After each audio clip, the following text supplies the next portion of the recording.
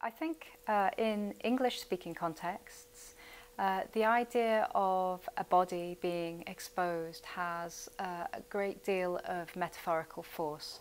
So I think when exhumations really began in the 1980s and 1990s and were reported in the English-speaking press, there was a sense that if you reveal human remains, that has a certain force to it, and it's a way of revealing the truth, right? That there are facts that are there, that are visible for people to see, that are evident, self-evident to a degree, and that really that's all that was needed to be done.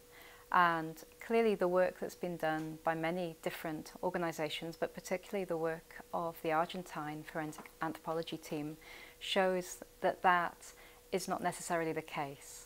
So first of all, that metaphor of things being brought to light, of evidence, of bodies, of history being brought to light, may not be as clear or as self-evident to people in other parts of the world who speak different languages and have different understandings of our relationship to history and to memory.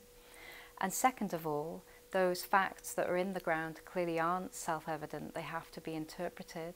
They emerge within a particular social and political context, often a conflicted context with families and lots of other actors, interested actors involved.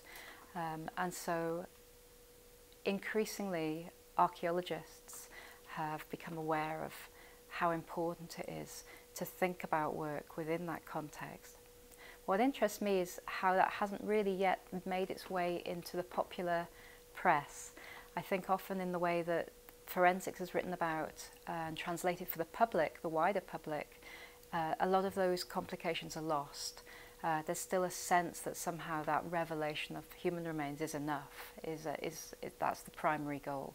And so that's an interesting question, I think, as we move forward for forensic anthropologists to consider.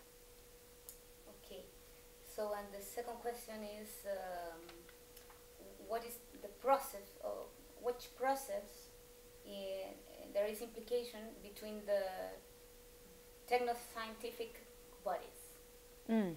So this question relates in some ways to the last one, and it's a question that interests me very much. Now, I'm not involved in forensic exhumation, I write about it, but I'm interested in it because it speaks to a lot of problems that we have also as archaeologists when we deal with human remains, just in general.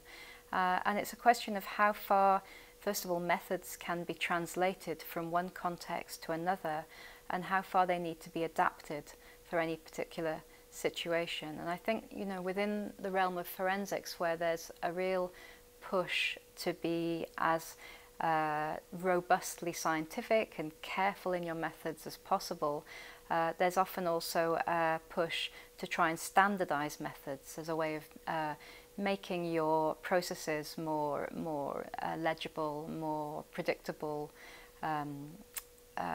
and less open to criticism. But at the same time, of course, as is evident from all of the work that's been done by forensic anthropologists across the world, these methods have to be adapted on a case-by-case basis, and what works in America or works in Britain isn't necessarily going to work somewhere else. And I think this is something, again, that forensic anthropologists are struggling with and discussing very much in the literature. And again, it isn't something that is coming across at the moment at a more popular sort of public level. It seems to be a debate that's being had within forensic anthropology, but again, in the public presentation of the field, you don't see it quite so much.